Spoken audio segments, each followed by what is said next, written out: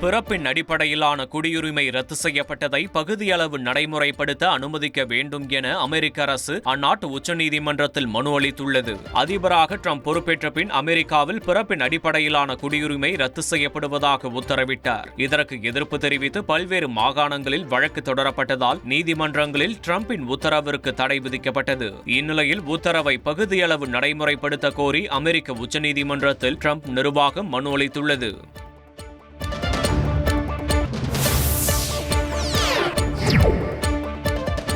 யுக்ரைனுடன் தற்காலிக போர் நிறுத்தத்திற்கு தயாராக இருப்பதாக ரஷ்ய அதிபர் புட்டின் அறிவித்துள்ளதாக தகவல் வெளியாகியுள்ளது. 30 நாட்களுக்கு தற்காலிகமாக போரை நிறுத்த யுக்ரைன் சம்மதம் தெரிவித்திருந்த நிலையில் ரஷ்யாவும் இதில் உடன்பட்டிருப்பதாகவும் நிரந்தர அமைதி மற்றும் பிரச்சினைக்கான மூல காரணத்தை விவாதிக்க புட்டின் அழைப்பு விடுத்திருப்பதாகவும் தெரிகிறது. போர் நிறுத்த ஒப்பந்தத்திற்கு முன் நிறைய விவகாரங்கள் குறித்து விவாதிக்க வேண்டியிருப்பதாக புட்டின் தெரிவித்திருப்பதாகவும் கூறப்படுகிறது. அலாவுதீன் நாட்டை காப்பாற்ற போராடும் சாமானிய இளைஞனின் சுவாரஸ்ய கதை தினமும் இரவு 8 மணிக்கு.